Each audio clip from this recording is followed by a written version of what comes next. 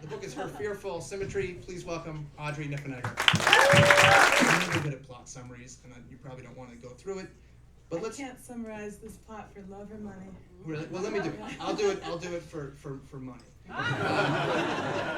Okay, you've got twins. I was going to say two twins, and then I realized that's wrong. You've got twins, young girls, who live in a Chicago suburb, and their aunt, who's also a twin with their mother, she passes away, and she gives them her flat in London, in a very nice area of London, right near a very old and very famous cemetery.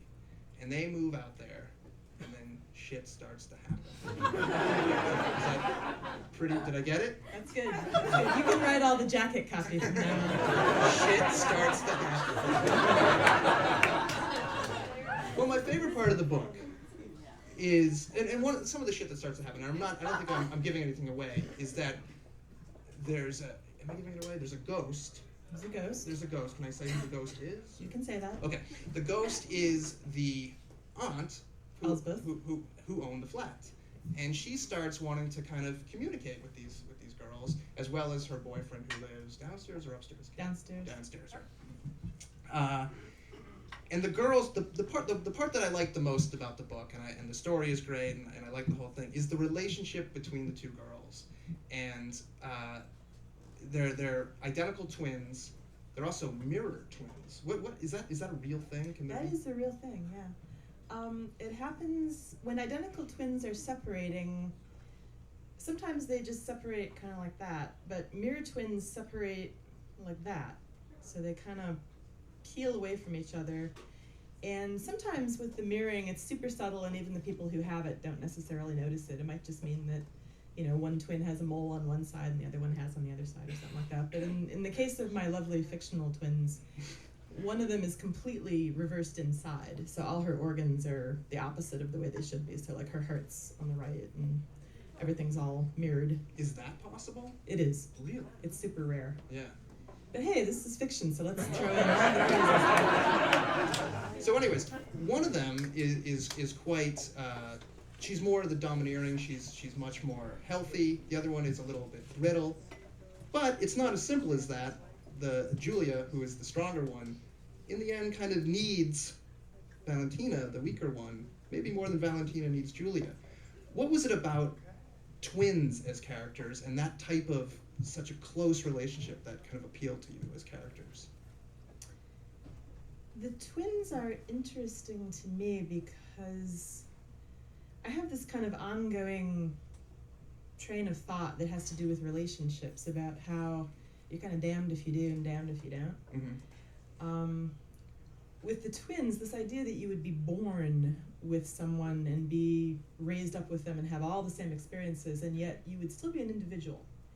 And no matter how identical your experiences in life, you would still have your own private thoughts and your own emotions about things. And I wanted to write about that, about the kind of internal individuality that even the closest pair of people would still retain. Well, one of the things I think with twins is we often, or at least I, from the outside, I might look in at twins and feel a kind of a pang of envy that they've got this secret world going on that I could never be a part of.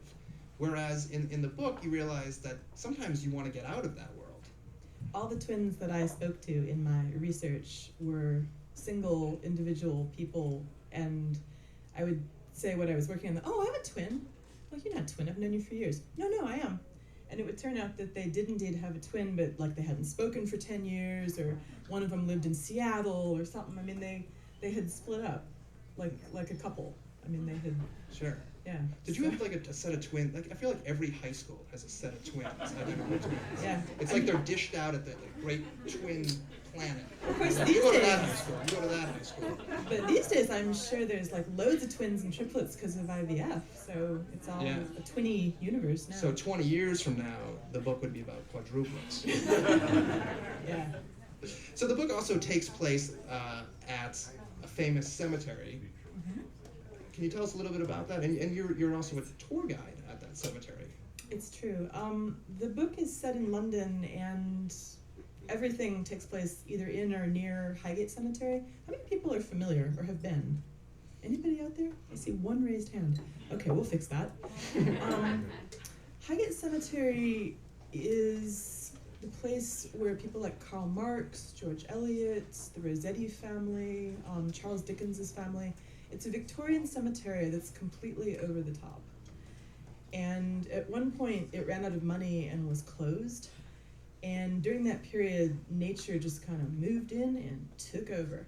And so it's like a sort of mashup between a prim Victorian cemetery and a forest.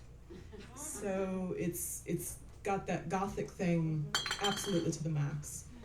And the people who run it, it's a charity called the Friends of Highgate Cemetery. And when I decided that I needed a cemetery and that would be the one, I called up on the phone and was put through to a woman named Mrs. Pateman.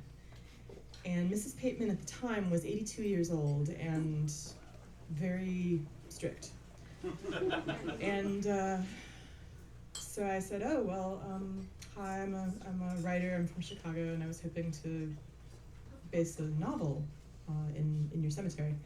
And she said, oh, my dear, I don't think that would be a very good idea. And of course, you hear that and you're just like, oh, gotta do it. And so I persuaded her to at least let me come over and be scrutinized. And so we very slowly started to work together, and she ended up, not only did I dedicate the book to Jean Pateman, but she is a character in the novel. She's the basis for Jessica. Yeah, sure.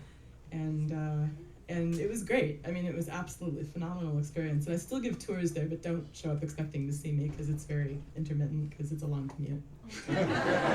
When you were giving the tour, did anybody say, oh my God, it's Audrey Niffenegger? No.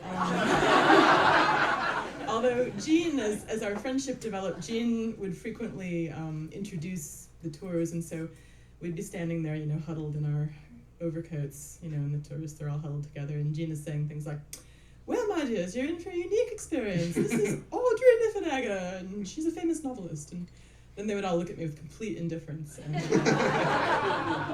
was fun. I mean, I didn't Well, as really... long as she knows where Karl Marx's gravestone is, we're fine. Exactly. So as long as I was competent, it was okay. Do you like cemeteries? Oh, I love cemeteries, yeah. I should have asked, why do you like cemeteries? I've always had a fascination with the macabre. Mm-hmm. And when I was little, one of the big treats up in South Haven, Michigan, where I did not grow up, but all my relatives live up there, we used to go and visit my grandfather, who was dead. And so, of course, visiting Grandpa involved, taking all the watering cans and gardening implements and going and tidying up the grave. And the grave was a granite double header and had my grandmother's name on it, and she was not dead, but it had her birth date in her name, and I always thought, wow, that's so cool. So, who knows? Who knows what small children think? But at any rate, I just thought that was a great thing, and I used to love wandering around in there. And there's something incredibly romantic about graveyards, and they're also a reminder to get with it, get on the ball, do something. Do not just, wait for something to happen to you. I mean, to me anyway, it's a spur to think about your life, appreciate your life. As cliched as that sounds, it's a very carpe diem kind of place. Are they peaceful places for you too, though? Well, they can be, but the more you know about the people who are buried there, the less peaceful they seem, usually. Do you now, both your books have dealt with the supernatural, or both your novels have dealt with the supernatural. Is that something that you believe in? No. Okay. These 5 questions can go over. Sorry about that. No, I didn't. We can pretend. I mean. When you saw your first ghost,